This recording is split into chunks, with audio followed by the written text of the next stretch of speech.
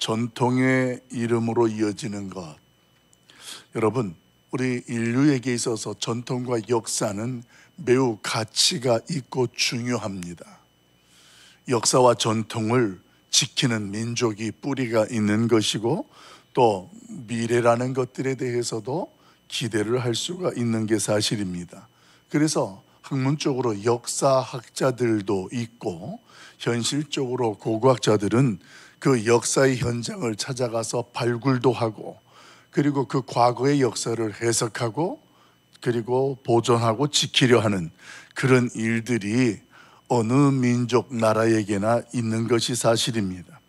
어떤 경우는, 어떤 것은 유형적인 역사물이 있습니다. 눈에 보이는 것, 우리가 만질 수 있는 그런 유형적인 역사물도 있고, 그뿐만이 아니라 어떤 경우는 무형적인 가치와 혼이 담겨 있는 것들도 있습니다.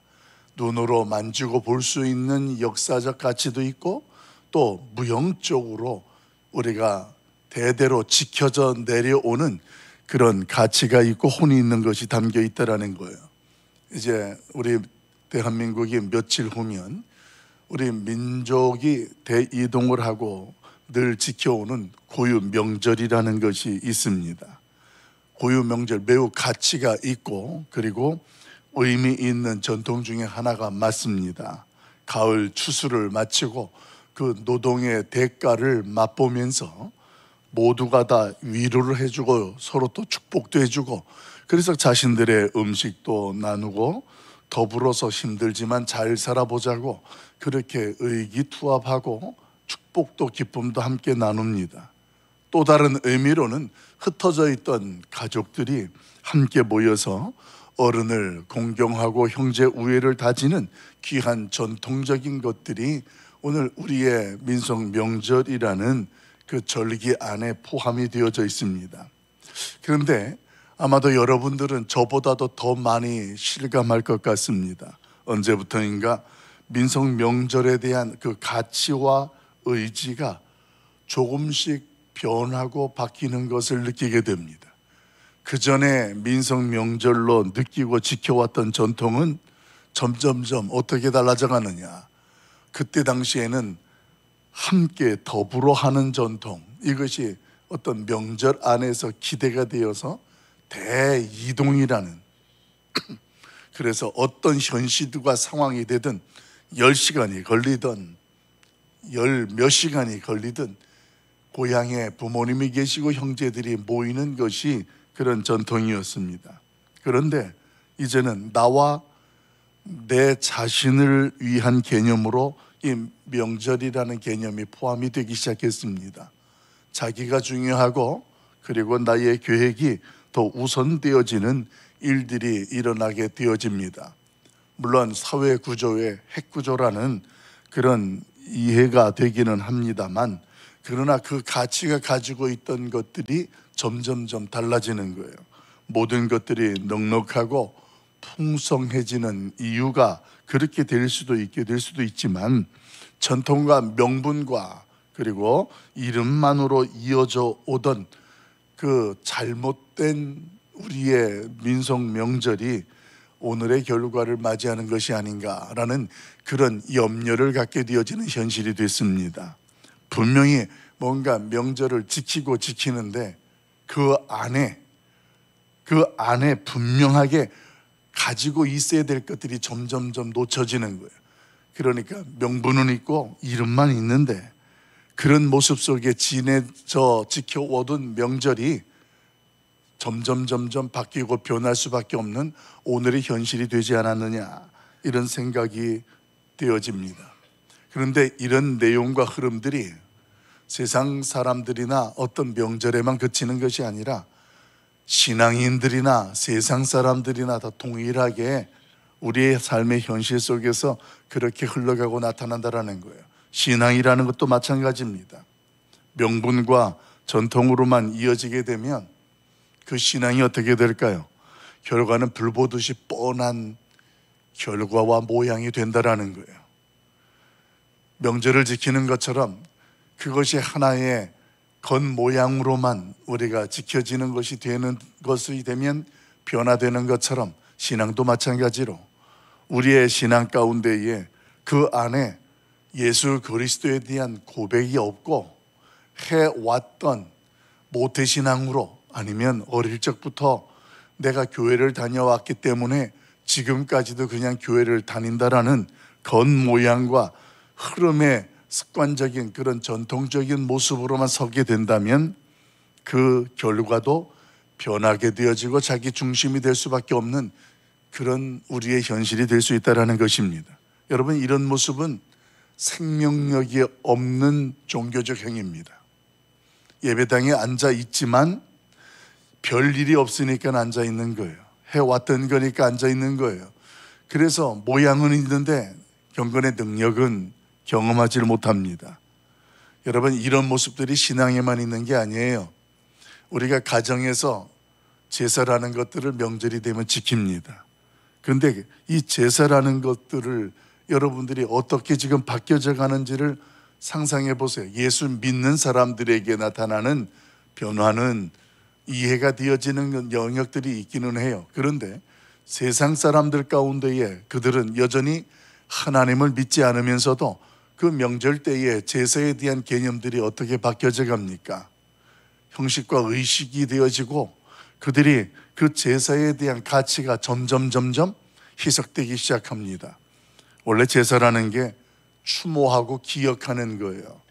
그래서 그 고인이 남긴 것들을 이 어른들이 자녀들에게 말해주고 보여주고 경험하게 하면서 그 은혜를 기억하고 존경하게 하는 기회를 갖게 하는 것이 바로 제사의 본질이에요.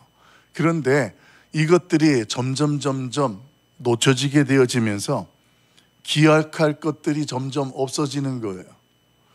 자녀들이 기억을 할 게 있어야 뭔가 제사를 드리고 그 제사 안에 공경도 있고 추모할 것들이 있는데 점점 기억할 것들이 사라지게 되니까 이 제사라는 것도 전통과 형식에 머무르게 되는 거예요. 그러니까 굳이 이런 걸 왜 하냐라는 어떤 기독교적인 종교적인 믿음의 고백에서의 개혁이 아니라 삶 속에서 자기중심적이고 그리고 그 가치를 추억할 것이 없고 추모할 것이 없는 결과가 그렇게 되어졌다라는 것입니다. 이렇게 흘러가는 현실, 예전에는 그래도 그 집안에 장손되어지는 집안에 다 모이고 그 모인 그 자리에서 그래도 그 집안의 어른들을 중심으로 해서 추억되어지는 것들이 있었습니다. 그런데 그런 것들이 점점 사라져가는 거예요. 그러면서 저희들 안에 자리 잡는 것이 부모님 살아계실 때 좀 더 많은 추억들을 기억하게 하고 기억되게 하는, 소유하게 하는 그런 일들이 반드시 필요하겠다라는 그런 생각들을 갖게 합니다. 여러분, 우리의 자녀들이, 후손들이 추모할 만한 추억이 없어지면 그 제사든 뭐든 추모 예배든 형식이 될 수밖에 없어요. 그래서 우리 어른들은 자녀들에게, 후손들에게 많은 기억들을 소유하게 해야 하고 그들이 그것들을 소유하게 되므로 그것이 형식과 전통에 머무르지 않는 그런 모든 것들, 명절이면 명절이고 추모 예배면 추모 예배가 되어야 한다라는 거예요. 우리가 예배 순서지를 만들어서 준비해 드렸습니다만 여러분, 추모 예배 순서지를 가지고 잠깐 15분이면 15분, 30분이면 30분 식구들이 앉아서 그걸 가지고 예배를 드린다고 가정합시다. 그렇게 모여서 예배를 드리는데 거기에 기억할 만한, 추억할 만한, 영적인 유산될 만한 것들에 대해서 고백되는 것들이 없다면 그냥 의미적으로 아무런 가치 없이 앉아 있는 거예요. 그러다가 여러분, 그들이 어른이 되었을 때 어떻게 되어질까요? 다 사라지는 거예요. 왜 이런 것들을 해야 되느냐? 여러분, 제사가 전통을 넘어서 사랑이 되고 공경이 되게 할 수 있길 예수님의 이름으로 소망합니다. 그게 제사든 추모 예배든 말이에요. 그게 명절이든 뭐든 기억할 수 있고 추억할 수 있는 그런 시간들을 만들어주는 거. 그래서 이번 명절에는 여러분들이 자녀들하고 늘 그냥 하던 패턴대로만 하지 마시고 새로운 것들을 한번 준비해 보세요. 새로운 것들을 한번 의논해 보십시다. 그래서 그냥 전통이라는 이름 안에 머무르는 그런 우리의 가정이나 우리의 자녀들이 되지 말고 그 일들 속에서 잃어버린 것들을 다시 한번 기억하게 하고 또 새로운 것들을 추억하게 하는 그런 일들이 일어났으면 좋겠습니다. 본문 속에서 왜 제가 이런 이야기를 서두에 장장하게 하냐면 오늘 묵상하게 되어지는 이 스가랴라는 왕의 모습이 보면 제가 드리는 말씀과 함께 똑같은 흐름 속에서 있다 그렇게 되고 말았어요. 북이스라엘의 사마리아 지역에 6개월 동안 왕으로 있었습니다. 그런데 그가 6개월 동안 있을 때의 짧은 기간이었는데 그가 행했던 것이 무엇이냐면 조상들로부터 이어지는 전통에 사로잡혀 그 6개월 동안에 있었던 사람이 바로 스가랴 왕입니다. 그 짧은 기간인데 그 짧은 기간 동안에 조상들로부터 이어져 내려오는 거기에 매여 있었고 그것을 행하다가 끝났던 왕이 바로 스가랴였습니다. 그 전통은 성경에서 뭐라고 포함하고 있냐면 느밧의 아들 여로보암이 죄에서 떠나지 않은 것이다. 여러분, 여로보암이 죄에서 떠나지 않았다라는 게 실질적으로 어떤 것이었어요? 단과 베델에 금송아지를 만들어 놓고 우리가 꼭 예루살렘에 가서 꼭 제사를 지내야 되냐? 그리고 그 백성들의 마음이 흩어질까 봐 자기 중심으로 나라를 굳세게 하려고 하는 하나님 중심이 아닌 자기 중심이 되어지는 것. 여러분, 그런 일들이 이어지면서 우상 숭배가 자연스럽게 그들 안에 자리하게 되어지는, 결국 이 여로보암의 그 뒤를 이어서 그 전통에 사로잡힌 후손들은 전부 어떻게 되어지는 걸까요?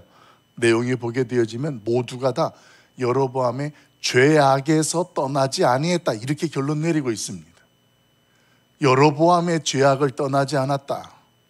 우상 숭배를 그렇게 하고 있었다라는 거예요. 그러면서 그 후손 쪽으로 보게 되어지면 그 조상들이 어떻게 했느냐? 여로보암 이후에 그 조상들 모두가 다 그 후손들을 죽이고 망하게 하는 그런 전통을 물려주었다라는 것을 성경은 분명하게 전해주고 있다라는 거예요.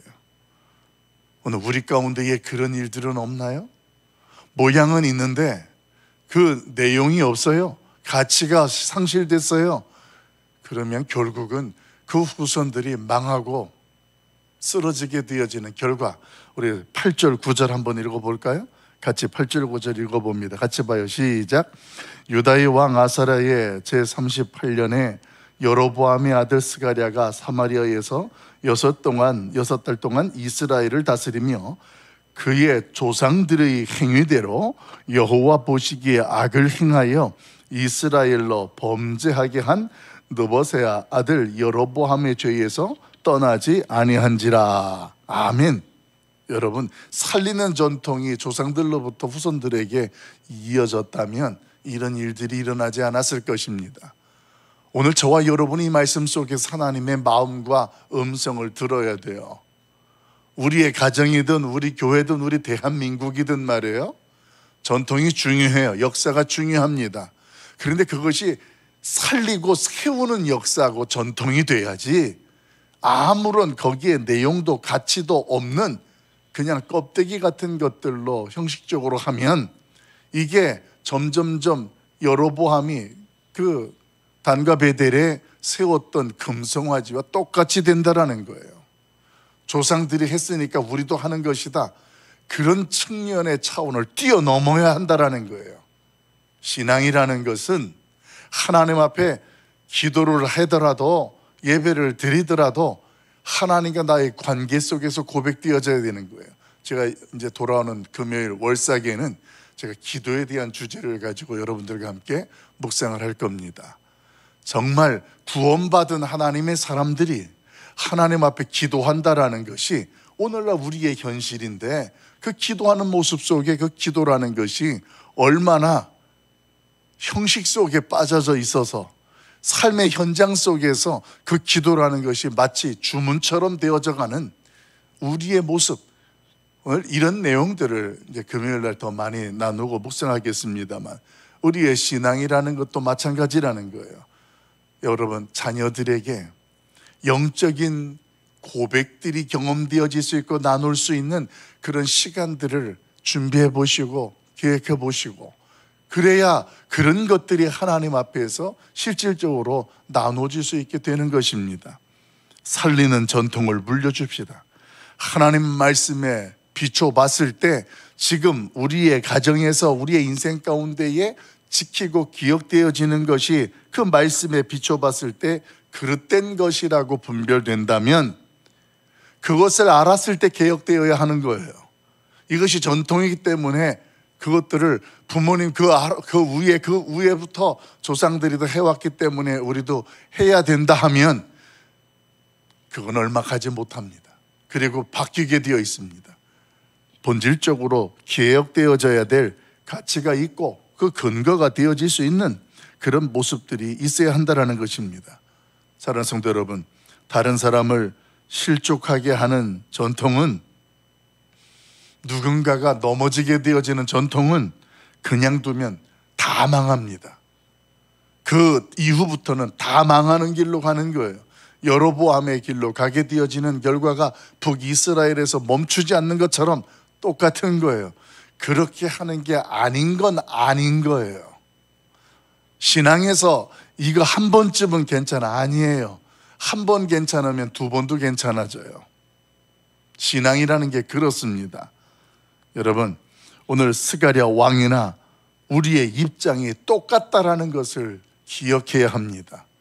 우리도 그 왕처럼 그 망하는 죄악의 길에 들어설 수도 있게 되어지고, 어쩌면 우리의 어떤 영역들이 그들 속에 있는 것 같은 그 길을 걷고 있을 수도 있음을 알아야 한다는 것입니다.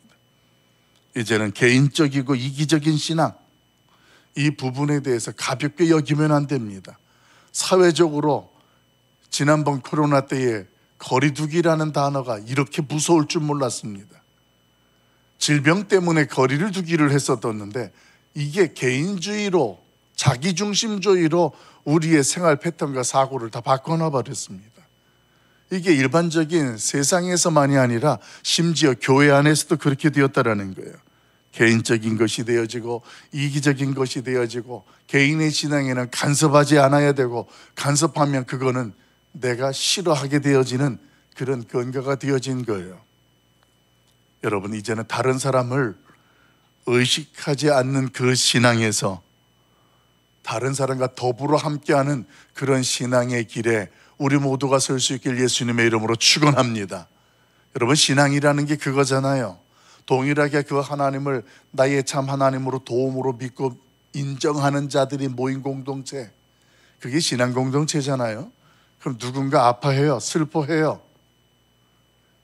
저 사람에 대해서 내가 판단하고 이 사람이 우리 집안 이 있을 때 왔느냐 안 왔느냐, 여러분, 이게 개인적이고 이기적인 거예요. 그런 차원을 뛰어넘어서 이제는 서로의 신앙에 저 사람이 힘들어한다 그러면 함께 더불어서 있고 함께 돕고 사랑하는 것, 이게 우리의 신앙이고 예수님께서 우리에게 말씀하셨던 본질적인 사랑이 아닐까요? 우리가 어떤 사람이 아프고 어떤 사람이 기쁘고 그럴 때 더불어 함께하는 거잖아요. 그게 신앙이고, 그게 우리의 예수님께서, 하나님께서 말씀하셨던 원수까지도 사랑한다라는 그 원리적인 중심이 오늘 우리 개인주의와 이기적인 것에서부터 벗어나야 될 근거가 되지 않을까요? 여러분, 자기 중심이, 자기가 지켜지는 것이 중요한 건 맞습니다. 그런데 여러분, 다른 사람이 아무도 없고 나 혼자만 있다고 상상해 보십시오. 살맛 안 납니다.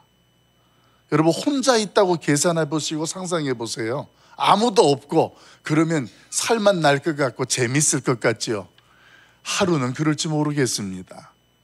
그런데 하루 이상 가보십시오. 여러분, 오늘날 어르신들 가운데에 남성분들이 고독사라는 것이 많다고 뉴스에 많이 나와요. 혼자 있는 것이 좋아서 다 어떤 경우, 어떤 의도적이든 의도적이지 않든 간에 홀로 되는 사람들이 있어요. 그 사람들에게 물어봤답니다. 만약에 이렇게 되기 전 그 이전의 순간으로 갈 수 있다면 똑같은 이렇게 선택을 하겠습니까? 100%가 아니라고 이야기를 했답니다. 지금 이렇게 내가 살고 마무리 질 것 같으면 내가 그 일이 이렇게 되기 전 단계로 갔을 때 결코 이렇게 선택하지 않고 이렇게 판단하지 않겠다. 돌이킬 수 없는 현실에 갔을 때에 하는 후회라는 말이에요. 여러분, 저와 여러분에게는 아직 기회가 있습니다. 여로보암의 길에서 벗어날 수 있는 기회가 아직 있다라는 거예요. 더불어 함께 할 수 있는 분들이 우리 좌우의 옆에 계시다라는 것입니다.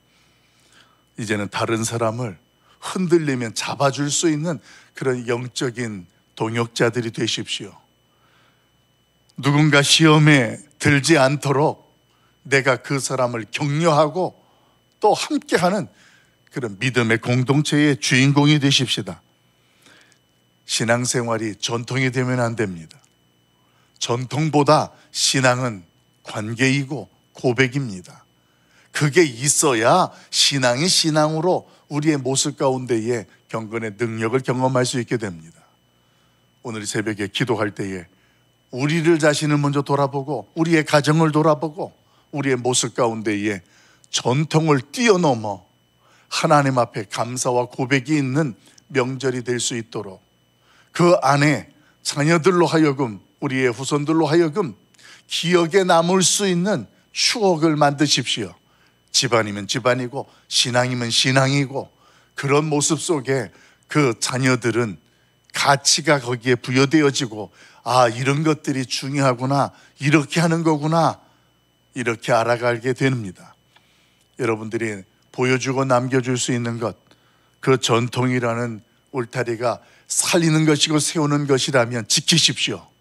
그러나 생명력이 없고 망하는 것이라면 한번 기도하며 하나님의 지혜를 구하시고 새로운 시작을 하면서 무엇보다도 나도 살고 우리가 살고 우리의 가정도 사는, 그래서 하나님의 영광이 될 수 있기를 예수님의 이름으로 간절히 축원합니다. 기도하겠습니다.